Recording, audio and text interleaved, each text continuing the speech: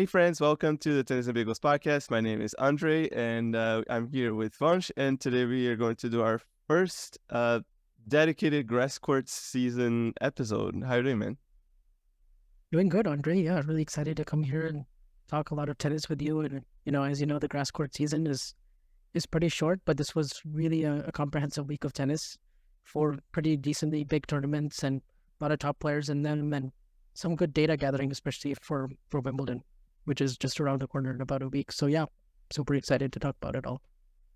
Nice. Yeah, like a few good things happened. I think probably the first good sign was Alcaraz playing finally some good tennis on grass. As in, not that he's played terribly in the past, but now he seems like to actually starting to figuring it out, like how to play better. Which is funny because he's had this quote that he was saying that he was watching videos of Federer and Murray playing and trying to adapt some of that game.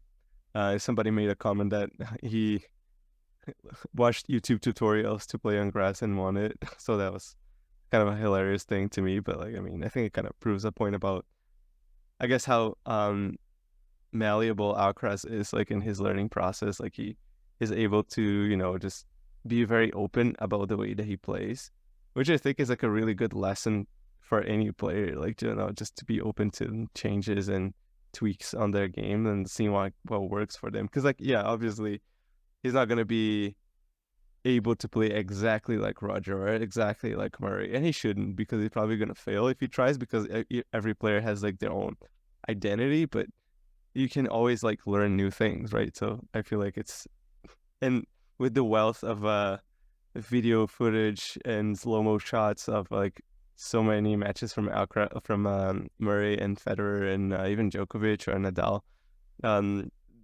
he definitely should be doing that. So yeah, I'm kind of Yeah, really glad that he's won Queens. yeah, it was a pretty impressive week all round, and I echo everything you said about his learning abilities and he's like a sponge when it comes to absorbing information and learning on the fly very quickly, making the necessary grass court adjustments that he needed to make. He has a big setup on the forehand, which is why he does very well at slow clay, and he's done Mm. pretty well on hard courts in general. And on grass, coming in this week, he was just 4-2, like lifetime. So he just played.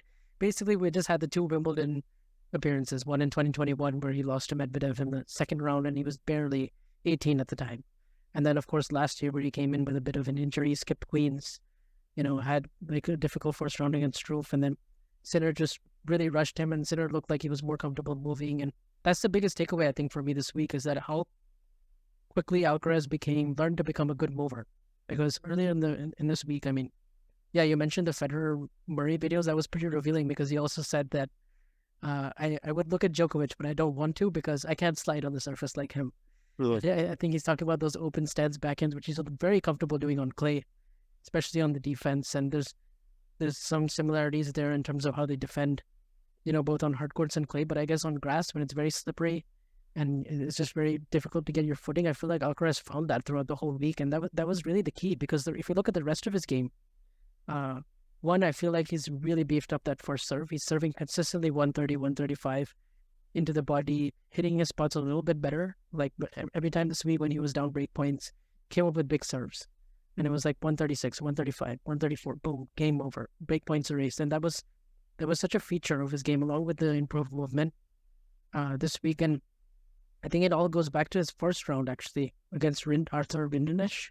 Mm-hmm. And that's a player who's obviously, he's a big 6'5" French player, loves to come forward, like will basically charge to the net on almost anything semi-short, and he's just going to pounce and just attack right away. Plenty of serving and volleying, and that was a tough first round for Alcaraz, because he was just rushed and he was having to change directions very quickly, and just like Rinderknecht was hitting behind him, and Alcaraz didn't look that comfortable moving, and he lost that first set, and he was within points of losing the match. He was serving to stay in the match at 4-5 in the second set and in the third set as well. And both those games he managed to hold, and then just played a very good game to break at 5-all, and then eventually he won it basically in a really good tiebreak, and his tiebreak record is immaculate in deciding set tiebreaks. And it showed once again, it reminded me of those classic type of matches where Federer, Djokovic, Nadal, Murray, like these guys, like sometimes they play an early round opponent who, they're not at their best level. They're far from their best game, and they just manage to, barely get by. And it's ugly a lot of the times, and it's not the most pretty tennis, but when it really counts, they step up their game, and then as round by round, they just keep getting better and elevate their level. And I feel like Alcaraz he grew so much in confidence. Like he just figured out, he just immersed himself into figuring out the surface. He wasn't really even thinking about winning the title. I felt like coming into this week, even though like on paper, like he was probably the favorite, but it's like, there were still some good grass court players he had to go through in this field. I mean, you talk about after that he played, I think, Yuri Lehechka, and that was more straightforward. But then what really impressed me is those wins against Dimitrov and then Korda. Korda especially, that's where he played his best match. I mean, just phenomenal. Look at the stats. This is a guy who's like super hyper aggressive a lot of the times, but he really like reined it in, played patient when he had to, and he plays really bold tennis on big points. And my goodness, like that offensive intent, it really pays off on grass because he's so good at coming forward, closing off volleys at the net, and he takes the ball very early anyway on his forehand, and I don't think slice really bothers him as well. I was watching the Dimitrov match, and just the way he's able to accelerate with that lively arm on the forehand, the racket head speed through the court. I mean, he's just able to do everything. I feel like it's all about the movement. And I think that's why I feel like maybe there might be a slight adjustment at Wimbledon. Maybe he might struggle in the first couple of rounds. Who knows? Just because, he's likely not going to play many matches this week. And, if he just gets a red hot opponent, maybe the first couple of rounds could be tricky. But especially in the second week, like watch out because, that's when the court also starts playing more like a hard court. It starts wearing off a little bit, the grass. And that's when he really starts to find his groove again. So I thought it was really, really impressive. I mean, this was his third tournament on grass, and now he's just won a 500. He's won a title now on all three surfaces. He's won 11 titles already in his young career.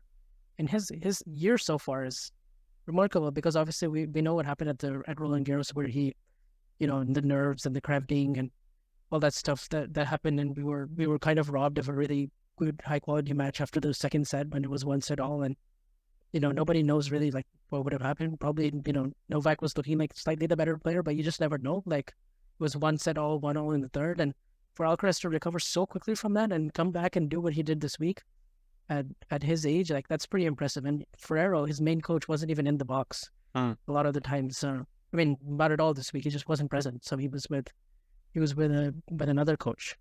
I'm forgetting his name now, but somebody will probably remind me on Twitter. But like, it was, it just shows like he's able to problem solve in the moment, and he just has all these tools, like so complete.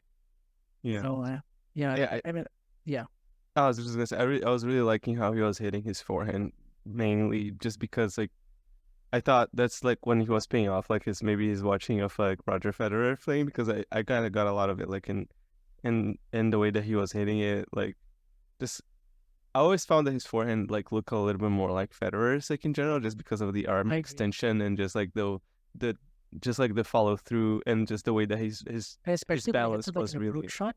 Yeah, exactly. Like an approach shot, and he loves going down the line on the approach, and it looks very it looks like really gracious as well. Just like the technique is so clean. Yeah. I feel like it's really similar in that regard. Maybe the take back is different, obviously, but like the follow through is like very similar. So I was really liking how he was hitting it like flat, and when I was watching him against Dimitrov, I thought he was taking the ball on the rise, cross court really well, and I think that's like one of the things that bothered Grigor the most, because like he wasn't really able to, because Grigor likes to play long points. That's probably like one of his problems, I guess. Like when he meets like players like that who are able to like just be aggressive like off of like many shots, it kind of breaks rhythm a bit. And he has that good backhand slice, and it stays very low. Yeah. He can actually challenge Alcaraz, I feel like, in the athleticism department. Exactly. I feel like Grigor is like I think Grigor is like play that he has all the shots. I think he's just like his biggest problem is sometimes his ups and downs in matches are like they're too significant. Like he played too much of a delta. And that's that's what happens. Like he'll just throw in a really bad game. He'll fall 2 or 3 times. And just the first game of the match, like he lost the first point and like hit like 3 aces and then like hit 3 double faults like right away. It's like, okay, that's like Grigor's matches is in a nutshell. Like when he's like his his best, like, is obviously like one of the best players on tour, like former world number 3. Has won this title before, has been a semi-finalist in the Australian Open, and won the World Tour finals before. So you know he's got what he takes, and I think he's really athletic, as you said. And I even tweeted it that, like, I feel like Grigor, if he got his head like in the game like the entire way through, I feel like he could have won that match against Carlos, like, with some comfort, not exactly like full comfort. I felt like he could have just been like I don't know, like a 7-6, 6-4, or like a 3-setter in which like you would like maybe get a break and just win like a 6-3 in the third. I think it was a possibility, but I may have underestimated like how well Carlos was playing on grass this week. I was coming off of just watching him playing Hindu match as well, so I thought, well, maybe his quality of on grass is still not quite there, but like he obviously like showed how much he learned. Just Yeah. out of that single match, he was able to get his footing on grass like so quickly. Yeah. It's not a good sign for a lot of people going into Wimbledon, but the Hindenetch match is a good sign in the sense that, like, who knows, maybe he's gonna play at that level and like be a little bit off balance, and like a player that like plays like a really solid match. I don't know, he gets like fired up Maxime Cressy, maybe he's gonna have to go through like in 3 tie breaks. Who knows? Yeah, we haven't actually seen Alcaraz play like a mega all exclusive big serve Yeah. player yet on grass. That would be kind of fun to watch, just because of the contrast. And that's the other thing. I feel like Alcaraz is just protecting his serve a lot better than he was, and say like this time last year as well. Like it's just really upped his serving. I feel like that's maybe the biggest thing is like his ability to like not panic in the moment. Like I feel like at times last year between Madrid and the US Open, that's when he was kind of like really feeling the pressure. And, he was just leaking a few too many errors. He was, losing a few too many service games, playing over hyperly aggressive at times where he just, needed to just build the point a little bit more and not be so ambitious. I feel like he found that balance much better this week because he started to also mix in the backhand slice. That was huge. I saw a stat from Tennis TV actually in Roland Garros. 18% of his backhands were backhand slice. In this tournament, 45%. Well, so that tells you, oh my goodness. And I also saw that's tactics. more That's really good. block returns, and a bit like how Murray used to do. Like on his forehand, he would just block the return back, deflect all the pace from the big server, make the other player like create something and come forward. And he's so good when it comes to passing shots, and just those the drop shot doesn't work quite as well, I feel like, on this surface. He wasn't using it a ton, but when he did, it was so it was obviously very well executed. Yeah. It had some good disguise. It was tough, and I actually thought the hurdle where he might fall this week was going to be Korda. I had a feeling like just before that match, I'm like, Alcaraz better play his A+ game, because if he doesn't, Sebastian Korda is a guy, like, talk about a guy who's comfortable on grass. Yeah. This guy is like, he's got all the tools, right? Like a flat ground strokes, a big serve, like it's awesome. Like the two-hander is great for grass.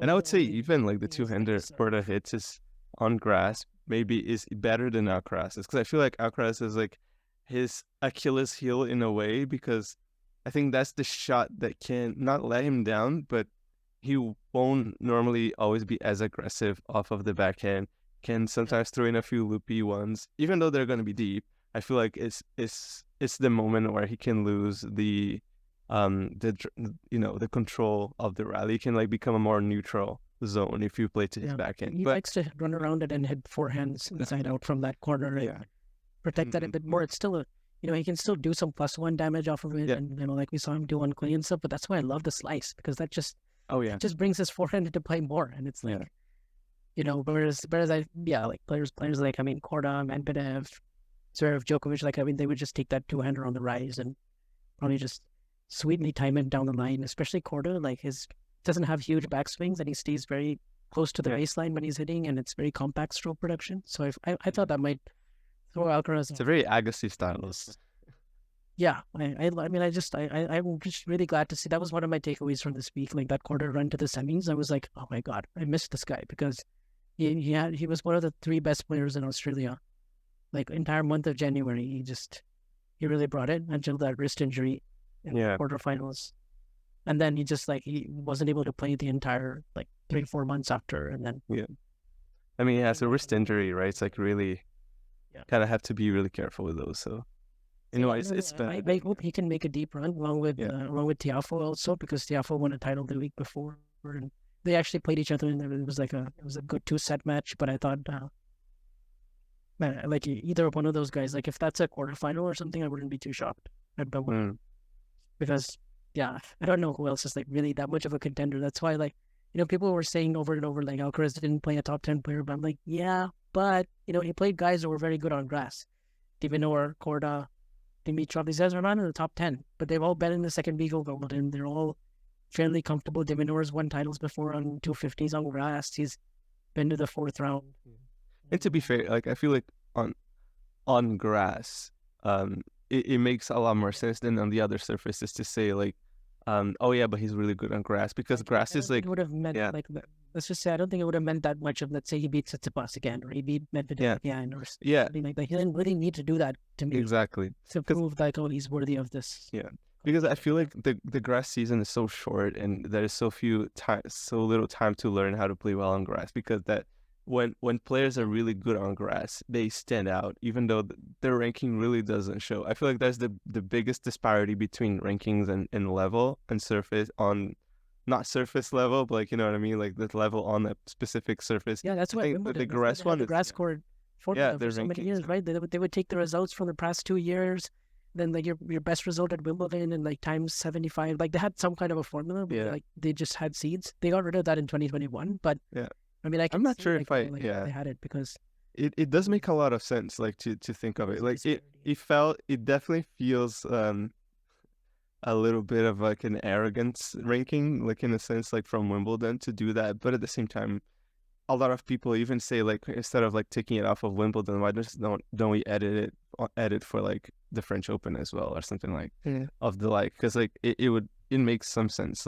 in that regard, because the clay also makes that for the clay you also have the altitude clay versus sea level clay, and you have so I guess I could see it, but my goodness, I mean, just his ability to learn so quickly, before this week, if you would have asked me is he the second or third favorite, I probably would have said maybe, but very hesitantly, I wouldn't have put him at the second favorite mark. I'd put it fourth or third.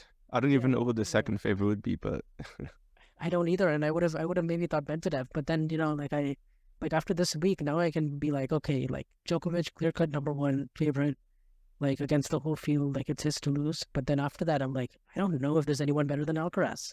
Yeah, and that sounds crazy for a guy who's only played 11 matches. Yeah, his whole career on grass. But I'm I would still see an argument for anyone else. I definitely give Alcaraz the number 2 position favorite, but I do feel like Djokovic is still too much at this point. The thing is, if you play Sinner or something in the quarterfinal, that's a match I want to see again, because Sinner Djokovic, I mean Sinner Alcaraz. Sinner Alcaraz, okay. That would be probably be a quarterfinal if they played at Wimbledon. Yeah.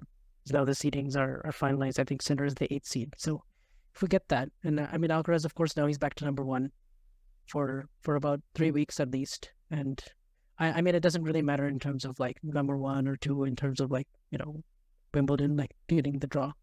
Because either way, if he were to meet Djokovic, it would be in the final. But but I feel just as far as a confidence boost, I think it's good. To right away wipe off what happened at RG with that match and just put that behind him. Yeah, and I think Alcaraz is the type of player that I can confidently say that he learned out of that experience, and that 99% will not happen again. Even if it's at Wimbledon, if they have to meet now, and the final could be something a little bit more of nerves, but I don't think it's going to be cramping. I think it's going to be maybe playing hesitantly and not necessarily playing his best. But I feel like it would be a thing of a set.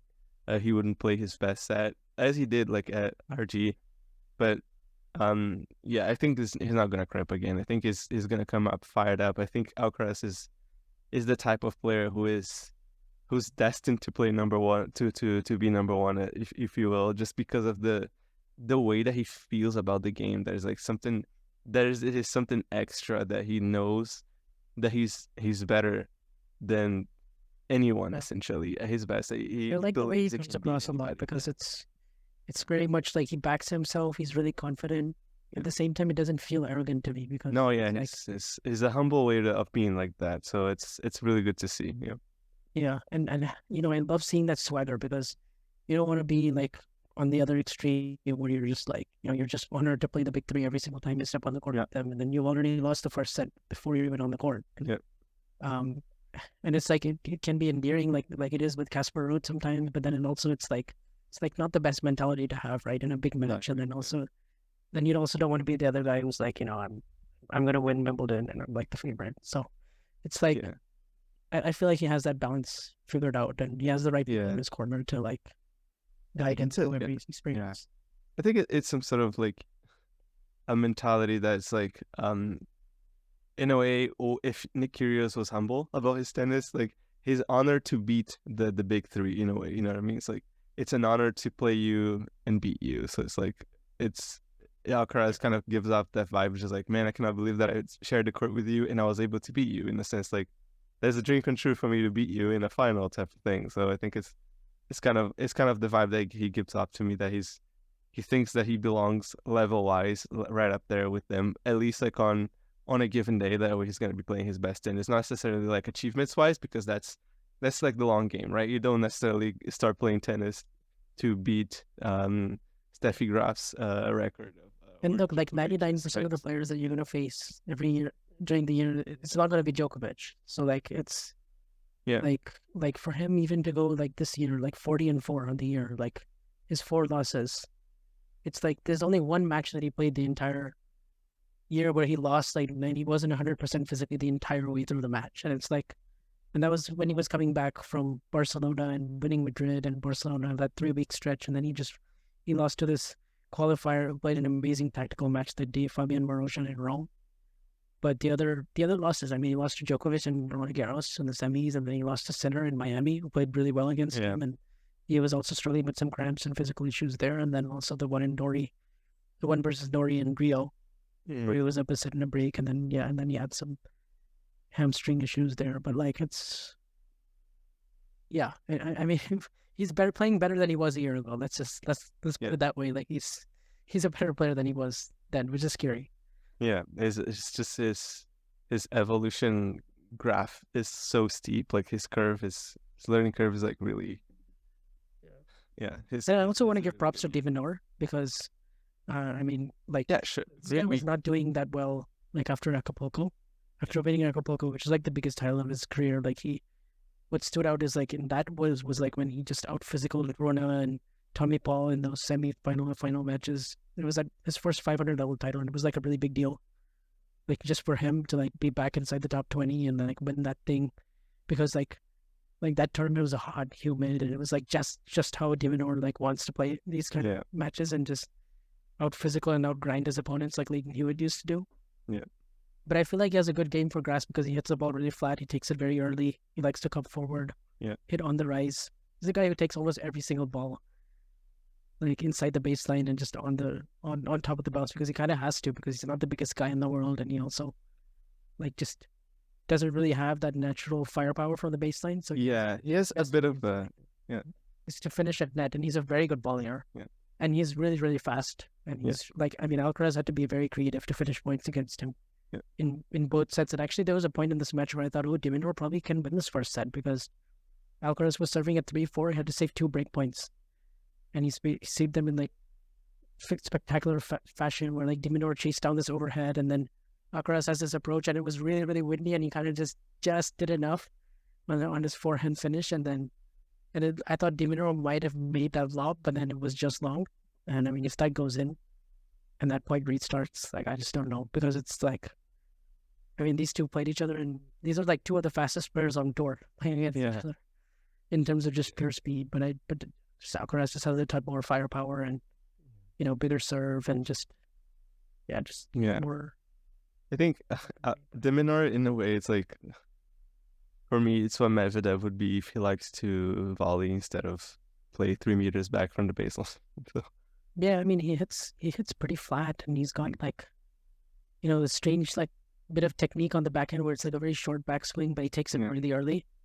And so it's like on a grass court where it stays low and he gets that penetration through the court. Yeah. It's like it does wonders for him because on clay, he doesn't have the firepower. It just sits up. Yeah, it's it's in a way, it's a rough surface. It doesn't surprise me that he struggled from Acapulco to now. Like just based on the conditions, I feel like this is where he usually plays his best. So I mean, is he like a top 10, 12 player on grass? Like probably. Like last year, he probably should have made the quarters, and then he would have faced Kyrgios there at Wimbledon. And it's like, I feel like he's definitely someone you don't want to play for sure on this surface. And he impressed me again by beating Runa, because you thought like, okay, maybe Runa might get him this time, but it was just so much more comfortable on the grass than Runa was, and Runa was struggling with some physical issues of his own in that second set, but de Minaur was just so solid and more aggressive. I like offensively. The thing that I find a huge quality of de Minaur, and I think that's probably some of that Spanish mentality in a sense, because he has a lot of like Spanish background. I think he used to live in Spain for like a long time. He trained in Spain. Exactly. There and and it's the idea that he's always determined to win a match no matter how ugly it gets. Like he's got like this, he's very consistently at his ceiling and his floor like are very close, in the sense that like he doesn't really fluctuate a lot, like in terms of at his level. He's not gonna play like a horrible set and then he's gonna play like an amazing set. He's gonna play like a great set and then he's gonna play like a not so great set, but it's not going to be like horribly awful. Like he's always gonna come out, I think, very consistently well. You always know sort of like what to expect from him and what level to expect from him, unless something. He's like a guy who's like a 15, like number 15 to number 30 lock for like the next decade. Like he's like that type of guy where it's like, fourth rounds, maybe a quarterfinal or two, maybe like do still get to like these 500 finals. Like he's like one of those guys where it's like, that's like the litmus test if you want to be a top 10 player. Like you got to get through him. Yeah. Like he's, especially on the faster courts, that's where he could like maybe punch above his weight. But maybe have weeks like this. But it's like, like there's not that much difference, because like 2018 to now, like if you look at his ranking history and you look at his results, like he's always like either 18, 24, 23, like, and I mean like he has 7 titles, 6 250s, 1 500, and it's like he's pretty much gonna win like a title or two every year, and he's gonna be like in the conversation for like like a top 16 seed at a major, like that kind of thing. So like he actually hasn't made a Masters 1000 quarterfinal yet, so that's maybe the next thing. He made a Slam quarterfinal before that in 2020, but he's what would you see him making that quarterfinal? I think maybe Canada and Cincinnati. Good. Yeah, probably like one of the really, like probably Cincinnati. Like it's fairly quick, fast. Maybe like a Miami now or Cincinnati, like one of the hardcore ones for sure. Like none of the clay ones. I don't see him like maybe indoors in Paris Masters. That tournament always gets funky and you just the draws fall apart sometimes. Yeah, in a way, you could even like go on to win this if the draw opens up enough. So I mean, you have new Masters 1000 winners. That's if there is a place to win a Masters 1000, if you're not like a consistent top 10 player, the place is Paris. If you're not Djokovic and you not won it like 6 times. Exactly. 8 finals, but like it's I mean, I guess there'll be opportunities, but I just and like a run like this doesn't really surprise me, and it doesn't really like it's like what he should be doing. Let's just say exactly. Like it's pretty standard, but pretty good week overall, I guess. If we transition over to somebody who also had like exactly. The other person had like a very, very good week. Yes, this was another week for Petra. Our very own Petra Kvitova, who every once in a while shows up with her best tennis and is like, wow, like okay. When she's at this level, man, can't believe she's number one. Like it's like I'm watching these matches, I'm just laughing at how good her tennis is. Like it's so good in terms of like the first strike tennis, the accuracy and the precision that she has on her first shot after the serve. I mean, it's just like good luck. Like if she plays like this at Wimbledon, Yeah. which is like that's the biggest thing. Like because every now and then she has weeks like this, like Eastbourne, Birmingham, Miami earlier this year. Yeah. She's won like 31 titles. She's like the best player to have not been number one in the world. Yeah. Like Without a doubt. Like she's like by miles ahead like of anyone else. Like her resume, her CV is just like it's the best. Especially if you take out the slams and let's say Venus Williams is not in the picture, like she has the best resume outside of the majors than anyone else active right now. Yeah. Petra Kvitova is the wait, what of the WTA? It's like you look at everything that she's done, is like highest ranking too. It's like, how's that possible? Even though she was like points away from number one. She was like a match away, I think. Like it was even as late as 2019. I think had she won that third set against Osaka, she would have been number one. Yeah. So that was, I mean, yeah, she could have had 3 slams right now, and it's like true. And it's like I guess grass is like her best surface by far, but yeah, but it just hasn't translated to Wimbledon since 2014. So that's why I'm like really curious.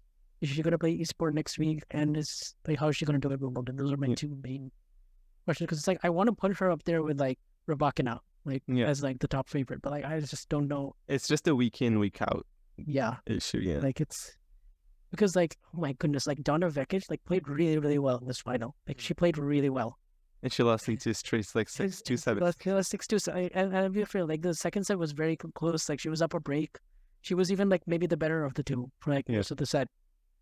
But my goodness, like just like if you get a chance, like watch that match point. It's like absurd. Like I don't know how she hit that forehand and just it curls in and just hits the line and it's like And I could like her chances at Wimbledon just because I think Miami is like, if we combine Miami and this performance together in one, Miami is like the 2-week event, like a fast court. So she had to do it like in I think she did 6 matches. I'm not sure if she was seeded. Yeah, she did, and she actually ran through the same players. She actually beat like most of the same players that she did in Miami. Like she beat Donna Vekic in Miami. She beat Alexandrova in Miami. Yeah, and then beat, and then you get like Rybakina. Yeah, but true. To close the door on the Sunshine Double. But yeah, that was. But and then like you get like this grass court, so she's definitely showing she can play well for 2 weeks, and then she can also play well on grass. Like, is this going to mean that Wimbledon's gonna be good? I'm not sure. I think there is a bigger chance that her level's not going to be as great as you said. Like historically hasn't, but yeah. I mean, it's weird. Like she won Miami, but then she just played Madrid and the French, but she was very undercooked. Like she had a foot injury and then just played Madrid, where she actually always like does really well. She's won that thing like 3 times. Then she lost first round of French, and then now like goes on this run right here, and she's like decent. Like because she had like a really good February and March, because she also got to the quarters of Indian Wells, I think, and then lost to Sakari there, and that's like she would have been in the semis there, and then she won Miami, and then now this. So it's like, I think she's like, she's like in the top 10, and she's number 6 in the race. I wonder what she is in the rankings. Let me check. Yeah. Did Sabalenka play? Number 9 in the rankings. Okay. Yeah, she stays number 9, but it'll be interesting to see because she plays Ostapenko in the first round of Eastbourne, and they both won Eastbourne in their careers. And last year they played each other in the Eastbourne final. Now they're playing each other in the first round, and it's like, we'll see if that match even happens. But I just realized Barbara Krejcikova just made it back into the top 10. So yeah, maybe the most surprising thing about Berlin, I guess it's not that surprising just because of what we were saying with the grass and the warm ups and just the depth of the tour. But Sabalenka going out early to Kvitova. Yeah. Rybakina losing to Vekic, which I actually was like, a good 3-set match, and like it's not that much of a shock when you look at what Vekic did like the whole week. And then I guess you had Goff losing, you had Kvitova losing. I mean, sorry, not Kvitova. What am I saying? Kvitova won the thing. Who else lost? No, Jabeur lost. Jabeur lost to Niemeyer in the first round. Yeah, which is, I guess, a difficult draw. Yeah, I think Jabeur is in a bit of a hit or miss phase lately. She had just come back from injury and played her first tournament in Charleston, which she won, and then never really did like an incredible run again. I think she did well at the French, but I don't remember exactly where did she. Yeah, she lost in the quarters to Haddad Maya, but Yeah. Oh yeah, that was a that good was match. maybe a match that she should have won. Yeah. Because like she had many chances to win that in straights, and then Yeah. ended up losing 6-1 in the third. But you would tell she was just she was short of matches coming in because like after Charleston, oh yeah, she also played in Stuttgart and lost in Swiatek, but then like she hurt her calf. Yeah. So then she had like that injury, and I actually thought That's she true, might yeah. not play the French, but then she did, and then Did pretty. that was probably an opportunity missed to get to the semis, but it's good that she made the quarters. That's something she hadn't done before. But anyways, like I don't know if she's going to repeat or get to the finals of Wimbledon again. It's a tough ask, but she's definitely still like a top 5 favorite for sure. And then just realized that Maria Sakkari also lost it on the Bekic in the semifinals. Yeah, Not Maria Sakkari's 30th semifinal, but yeah, like at this point, semifinals and Sakkari is. That's what keeps her in the top 10, isn't it? So Yeah, I saw some jokes actually on Twitter where someone was like, "Hey, she's living the dream because she's not working on Sundays, and she's a multi-millionaire." Wow, she found the perfect work-life balance. she hacked the system. No, but I mean, like, it's pretty unfortunate. Like, to be fair, like it's like as a tennis player, I mean, she's gonna look back in her career and the one regret. I like that she can joke about it, like herself on Twitter. Yeah, and she's like, you know. I mean, there's plenty of good things to take. Plenty of positives in her life. So yeah. But yeah, it was just one of those really dominant weeks from Kvitova, really, because she beat Pliskova in the first round, and then she also beat Garcia in the quarters, Alexandrova in the semis, and then Bekic in the final. And Bekic is another one who I like to see do really well because, like she used to be pretty good in 2019. It was a top 20 player, but then, just suffered a lot of injuries, and then she really turned around last October in San Diego. Where I was actually there. She lost to Swiatek in a final in 3 sets at 500 level in San Diego, and ever since then, she's just been on the rise, like back inside the top 25 now. Yeah. So it's like, speaking of Swiatek, she didn't play. She's not gonna play the entire grass season. Did she play a tournament, like a warm up tournament? No, she's playing this week, upcoming week in Bad Homburg. Oh yeah, it's true. For the 250 there. Interesting. It would have been good if she played this week, but I also get it because she just won Roland Garros again, and then she was also at the Rafael Nadal Academy. Yeah, you wonder how much she believes she can win Wimbledon, but I think our belief is a little higher than it was last year, and she's probably going to do a bit better than last year. That's kind of my hunch, just because, her game is not really made for grass, and you don't really look at it like, I feel like it's an easier transition for an Alcaraz, but you look at her, it's like she's so fast, she moves so well that at some point it's going to translate. Yeah. And I think like last year it was just like a total write-off because she was coming off of that 35 match winning streak and like 6 tournaments won in a row. It was just like she was just tired, like she came into that tournament just completely undercooked, like unprepared, and she probably played the worst match of her slam career against Cornet, and Cornet played like lights out in that third round. But like I wonder how she's going to do this week. She doesn't even need to win the tournament. I would say like 2 or 3 matches, and then just like I wonder. That's the danger if you go all the way this week and you win those 4 matches, and then like you have the quick turnaround. But I would say I think Rybakina is I think she's the favorite still. I would place probably Sabalenka as the second. I'd go Swiatek third favorite, mostly because she's number 1 and how good she is, like all the things that you said, right? The only thing for me is like just how well she's gonna play on grass, like on I think that's probably going to be the question for me. But I think I have the same order as you, and Rybakina is playing again this week in Eastbourne. Sabalenka, not really, but I mean, Sabalenka's had 1 or 2 bad losses this year, but for the most part, she's been the best player in 2023. So, she lost a 2-set match to Kudermetova in like a tight second set, but Kudermetova played really well, and Sabalenka was just a little bit off. But Yeah. let's see that. Also, she didn't play Wimbledon last year, so Yeah. maybe that's like more motivation for her. Although, yeah, I think there's not a lot of players that take the transition from French Open to grass really well. So I think it's, especially when you're speaking of Wimbledon, it's very hard to like pick a warm up tournament and say this is the one that's gonna gauge it. I think a lot of it Yeah. depends mostly on how the first couple of matches happen at Wimbledon to actually see like favoritism. It's really hard, especially because the grass season is so short. It's just so hard to predict. Yeah. And I think another point I want to bring up is that 2021, like, I mean, grass is always going to favor the veterans, the ones Yeah. who are more experienced, the ones who are just, like you said, the players who are just much more,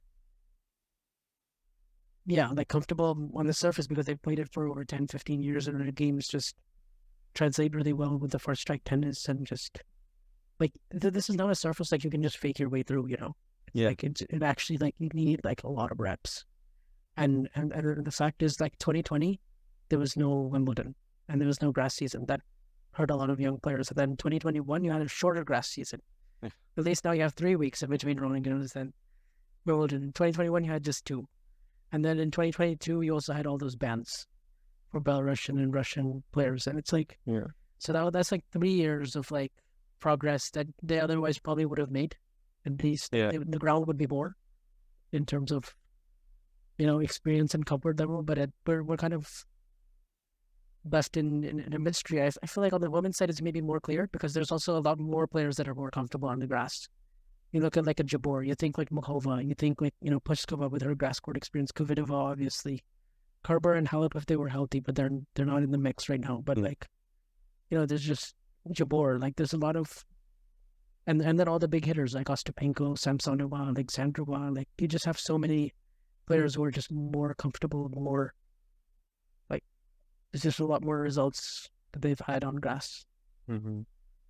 Yeah, and also a bit of a point because you mentioned her name. Like very exciting to see Mukhova as the number 16 seed. I think she's really deserved it after a few Grand Slams being unseeded.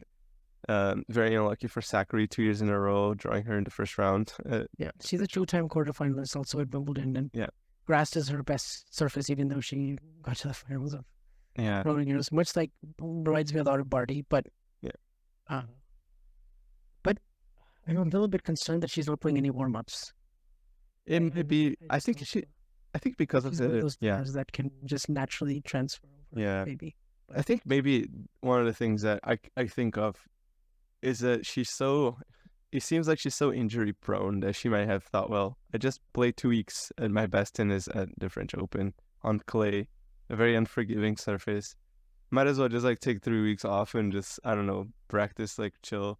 Yeah, because you don't want to risk getting injured before Wimbledon, and exactly.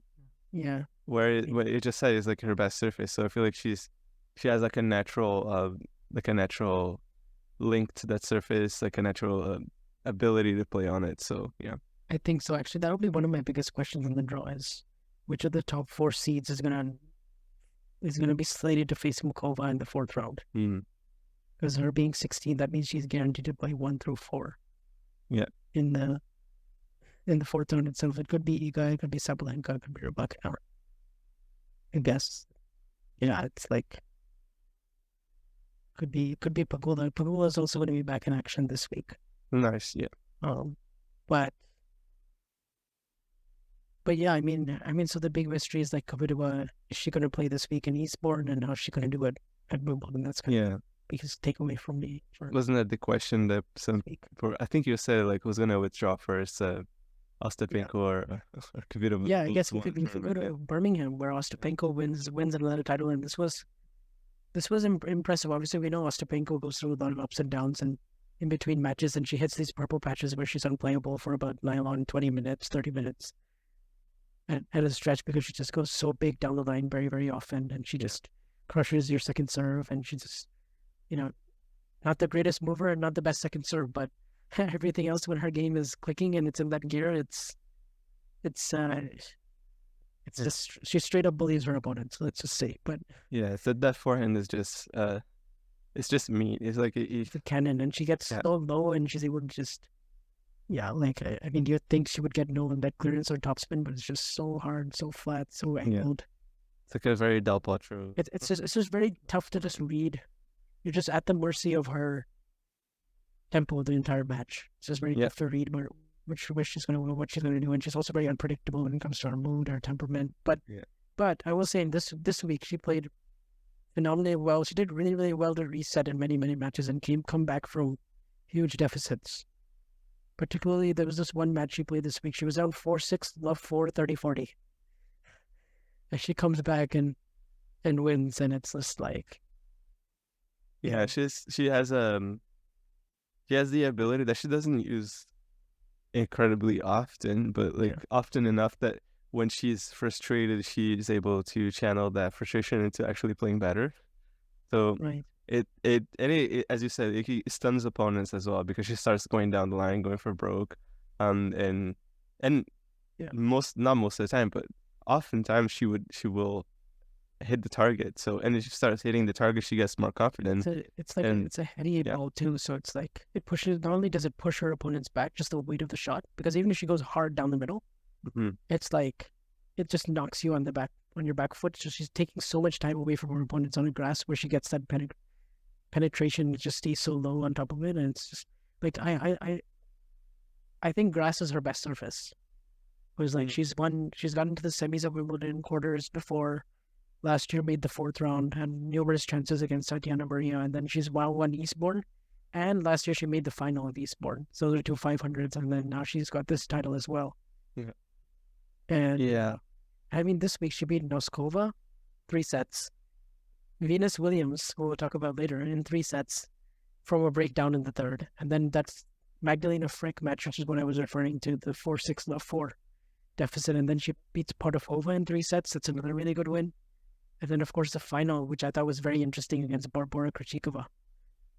Krejcikova, of course, looking for a big result since that Dubai run, which was one of the best runs I've ever seen to a 1,000 title. But so she was due for a really big week as well, Krejcikova. She's back inside the top 10, and it was a good week for her. But Ostapenko pulls out. That was the only match Ostapenko won in straight sets, actually, in the final against Krejcikova, both French Open champions. 7-6, 6-4, but the first set was very, very tight. It was 10-8 in the tiebreak for Ostapenko, and she had to save a set point as well. And both players played very well in the tiebreak, and they were mostly it was mostly going according to serve, until the very end when then Ostapenko was up 6-4, and Krejcikova hits this really good block return really, really deep and defends her way back into the point, and then eventually Ostapenko takes it 10-8, and she was actually up 5-1 in the second set. And then Krejcikova mounted a nice comeback and got it to 5-4, and then Ostapenko was able to serve it home with 2 spectacular points in the end. But I feel like this was much needed for both players. Yeah. In terms of a good result, and it puts Ostapenko within that realm of being a super dangerous third, fourth round opponent for anyone. Yeah. And then Krejcikova back in the top 10, but she showed some more fortitude than I'm used to seeing from her, and that was her 6th title as well. So that's nice. Yeah. But yeah, since you mentioned her, Venus Williams, like what the heck is happening again? I think she's something is on her that she's probably just like, let me just like. She still can time the ball extremely well. She has really like her ball striking is still like second to none. The serve is also really good as always. So like the serve just never left, and then also like she just has that like anything that comes her way, she has that champion's mentality where it's like she won't stop fighting until the very last point, and she was obviously like hurt in both those matches, and her knees were taped up. She's 43 years old. Yeah, it's definitely like a moment for her that even just the fact that she beat Georgie, which is like 7th, and she outlasted Georgie on one knee in 3.5 hours.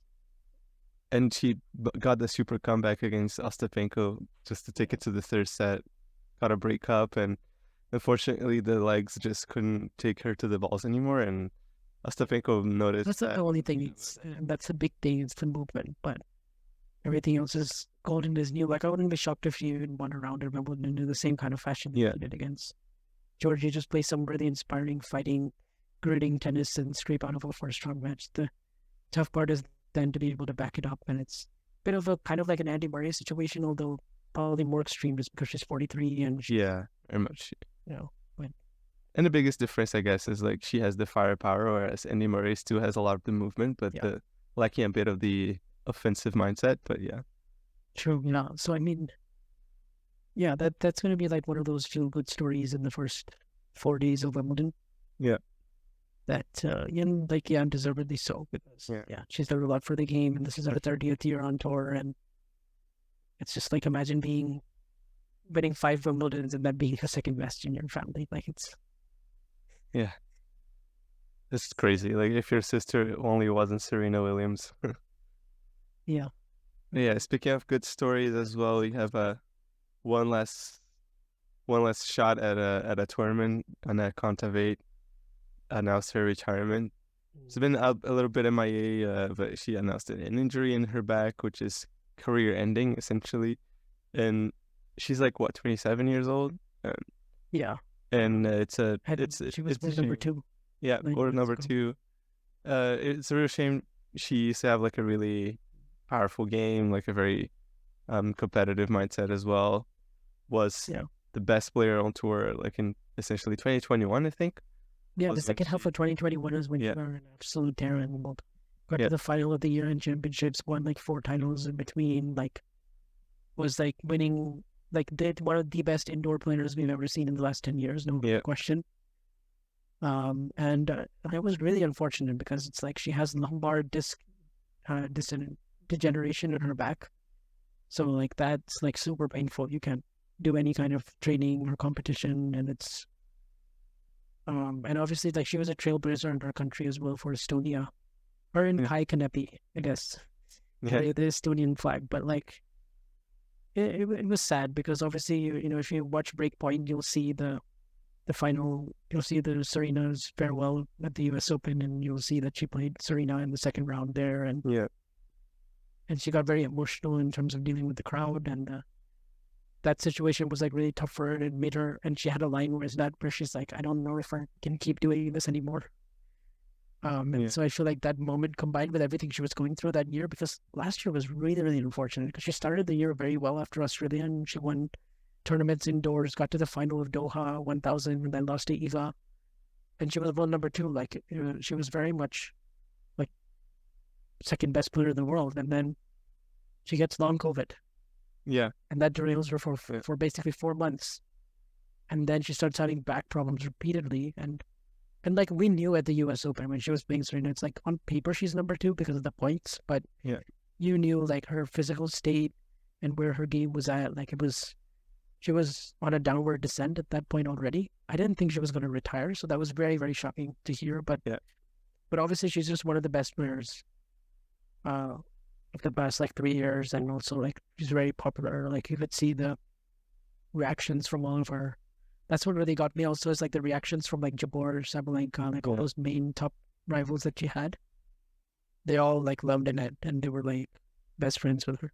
So it's going to hope and see that she plays a tournament and it goes out on her own terms. It would be a shame if she had to retire from a match due to that injury, but I mean, hopefully she's able to stay healthy for hopefully she can go and then play a really nice round at Wimbledon, or like however long. I say round because I don't know how long it'll be, but like exactly. She can play, like, could get a couple of matches, maybe one win. I think would be really without good. hurting herself so much to where like she's not able to move the rest of her life. But I don't know. Oh yeah, exactly. No, for sure. I mean, and she knows what she's doing.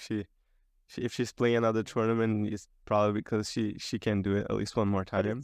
Well, hopefully, it's sad for sure because she's just 27, and you feel like she had so much left to give to the game, and especially nowadays when like players are going over like mid-30s playing. Yeah, this is like the very peak and prime of her career, like, you know.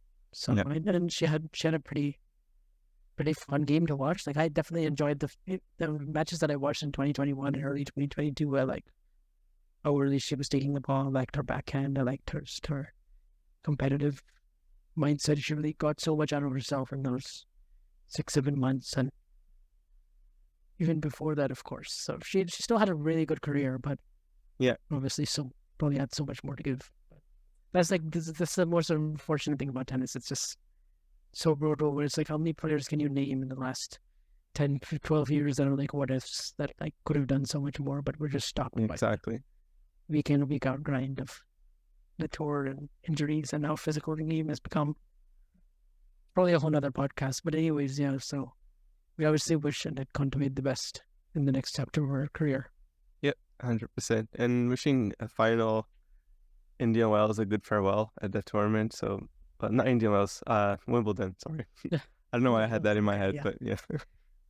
Yeah. Anyhow, but anyways, yeah.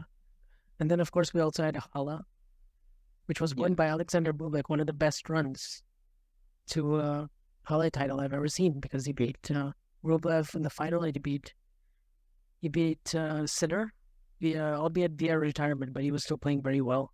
Yeah. And he beat Zverev along the way. He beat Jan-Lennart Struff, and he beat Borna Coric. So these are all Masters 1000 finalists at the very least.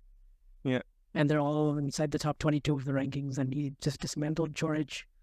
He pretty handily beat Zverev in the semis and just took him apart with all of his variety and his unpredictability and big serving. Yeah. And then he just and then played a very gritty match against Struff, one of the best grass court players right now. And I'd say players this year in general, because he also made the Madrid final and nearly won the Stuttgart final against Tiafoe last week. So he was in form, and then the other wins over Sinner and Rublev. The Rublev final was very impressive too, because I thought once Rublev won the second set that he'd probably be the favorite to win the third. Yeah. Just because I was like, okay, he's going to just seat back into this. He's more reliable mentally, maybe. But Bublik was just absolutely on fire with his serve. He had 21 aces in this final. Yeah. Oh my gosh, when Bublik's serve is firing, and I don't think it matters much, because like how his mentality is like in rally, just because he's able to just like win a few points and just be like, okay, I think I got the groove now, and he hit 12 double faults, but that's because he goes for broke on the second serve, and they pay off a lot of the time, because you don't know when he's gonna go 130 or when is he gonna go. It's a mind game as well. You just don't know, and then he does that thing where he stands in really close to the service box and he just blocks the forehand return and then retreats back to the baseline, and it's smart, because he kind of baits the guy coming forward into the net, and they have to hit a pretty good approach to get it by him, because he has underrated speed when he's motivated. And then he can just break his forehand cross court, this thing. But that's the key thing for me this week. It's like he's motivated now, and he's back on the grass where like he can play shorter points, and he can just like utilize his kind of Kyrgios like skill set to the best degree, because like when he's on clay, then he hates clay, and then he also just was on like a 10-match losing streak during the year. But my main takeaway is like, I for the longest time was just so not invested in this guy. Yeah. Because I'm like, why should I be invested in you if you're not invested in getting the most out of your career? Like most of the times he was just like, he was taking it like a job, It was kind of like, he was like, I know about this thing, but I'm just kind of trying. Yeah, I mean, which is fine. It's just like fine, because like he was a top 50 guy. He was, but and he still made a couple of quarterfinals, and he had won one title and one Pilier last year, beating Zverev there too. But it's like, it's not somebody. I just want to see. I just wanted to see him locked in, focused for 1 week. Yeah. Super motivated, and that's what he got, and I just hope he does that more often. So that's he's got a really solid opportunity of doing something at Wimbledon as well. Like I don't know how the 5-set format affects his mentality, because the match goes long, and maybe that's not something that he enjoys much. But who knows? Like he also just totally throws opponents off when he just takes off a set and then just goes all in for another one, and then just like he can kind of play the format to his advantage if he's smart about it, I think. Exactly, yeah. Because he's gonna have a few dips where he's not gonna be as motivated. But I feel like, I mean, last year he played a good match in the third round against Tiafoe. Yeah. To like entertaining players, and And the year before that, he lost to Hurkacz in the third round. So he's never been past the third round of Wimbledon, but this feels like the best time. He's playing the best tennis of his career right now. So this weekend, yeah, I wouldn't want to face him in the third round if I'm one of the seeds. Definitely. But the only thing also is it's not anything like scientific or technical or anything, but it's the Halle curse, which is if you're not named Federer and you win in Halle, you lose first round at Wimbledon. So all eyes on that first round Wimbledon match.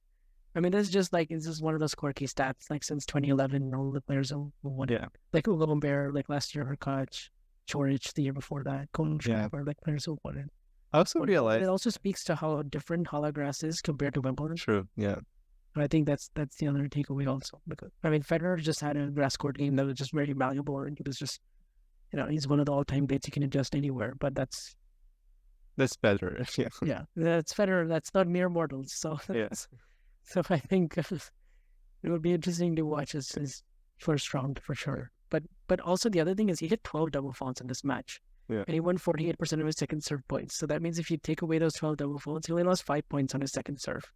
And for Rublev, he was down in the early 40s, and I think that's what, like, Rublev, he didn't play a bad match. He did very well to even it up to 1-set all.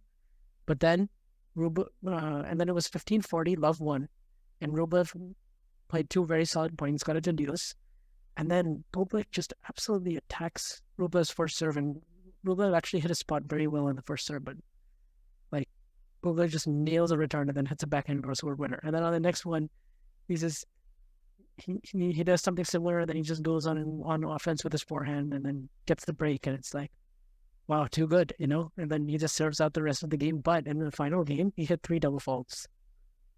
Wow. I'm not sure if it's nervous or he just... won ace. Yeah. And then won a couple of other points. And then on match point, he hit a second serve ace. The most Alexander Bublik thing. I think to do. Yeah, I have a feeling that Bublik is like one of those players that like plays his when he's like tight and he's like nervous, like he plays it off as if like he doesn't care, like try to play cool and like goes off for like those huge second serves. Maybe just try to relax or just subconsciously try to relax or something like that. But I mean, you get to a final and then you win. It's not like you don't care about tennis, right? It's like he wants to do well. I'm not sure he realizes how much he wants to do well or how much that he wants to give to the game or anything like that. But yeah, we'll see. Also, I just wanted to say that I realized that they changed the trophy at Halle, so it's not the same trophy anymore. Maybe they want to break the curse. So new trophy, no curse. Yeah, maybe they'll break the curse. Yeah, they always find it crazy how the Queen's trophy is so huge. Exactly. It's like bigger than the majors, and like it almost looks like a montage, right? It looks like Photoshop at some point. But yeah, I mean, you win a tournament, you win a trophy. It's like I don't care how big it is. Like the only thing that, if we're just talking about trophies too much, is that like the only thing that I don't like very much is those very artistic trophies. I mean, I am a big fan of classic cups. Like give me Australian Open, Roland Garros, US Open any day, Wimbledon. But like all the other trophies that don't really look like anything, is like sculptures or the ones that like are just a name written on it. It's just the one that Tiafoe got. I'm not a fan at all. So yeah. Then there's also like the Madrid Open trophy, which just looks like. Yeah, it's getting interesting by the year. Yeah, for sure. But yeah, we had an interesting week this week. I mean, you have Wimbledon qualifying, and then you have 4 other tournaments. But maybe the talk is all about the draw on Friday, and I like how they do the draw after the qualies are done. Yeah, that's nice. So it's so much better. I feel like all the stands should do that. But that'll come out on Friday, and then of course you also have Fritz. I think he's the top seed in Eastbourne, and then Tsitsipas is the top seed in Mallorca, where he won it last year. So it could be an important week for both these guys because they had the same schedule last year, and then they ended up winning the title, and then Fritz obviously came pretty close to beating Nadal in the quarterfinals, and then Tsitsipas lost that contentious match to Kyrgios. Yeah. The third round, where I felt like the winner of that would probably go on and get to the final weekend. So yeah, it could be an important week for those two. But and then on the women's side, I think it's an important week just to see how Eva looks. Yeah. Just like how she's going to keep adjusting to the grass. Mainly that'll be what I'm looking at, and then we'll see what happens with how many players actually want to go all the way in esport, because it's a 500, and Yeah. that's the tricky thing about putting a 500 the week before the major, because even if you want to withdraw, you like either you just go for it and you withdraw, or you just go all in and you play that week, and that's sometimes not the best for Wimbledon. But yeah, but you'd understand why they're doing it, because 500 points is a lot of points. So Yeah. And the paycheck is probably really good as well. So yeah. Can't forget about that. So for some people, it's like, yeah, it makes more sense than even to lose first round of Wimbledon, where you also get a pretty good paycheck. So yeah. All right. Yeah. I think that covers everything. We went to all the 4 tournaments, had a bit of a rant about trophies. Well, this is mostly just me, but anyways. Yeah, thank you for listening. Thanks so much for the talk. We'll be back hopefully with a Wimbledon draw preview, if we can, because the tournament does start like 2 weeks after, not 2 weeks, but 2 days after the draw. But we'll see how that goes. We'll try to keep doing it more often as well. Make sure that you follow us on YouTube as well. You can subscribe now. We're gonna post those videos up for every podcast now. You're gonna be able to follow us in our terrible webcam quality, but it's here. But yeah, thanks if you're watching us on YouTube. Props to you. Thanks so much for the subscribing and the liking and the commenting. And if you're just listening on the podcast, you can always chat with us on Twitter. We're at Tennis and Bagels. Vansh is at Vansh2K. I'm at Rolenberg Andre. Owen, again, not here, but he's enjoying his life now, and I think he's in Australia still. But yeah. Yep. So yeah, really, really good reason to not be here right now. He's also 16 hours away, which is quite huge. But the time zone difference. So Owen, hope you're having fun, and chat with us all on Twitter. Owen's, by the way, Tennis Nation. Don't forget to give him a follow as well. And we'll see you in the next episode. Thank you very much. See ya.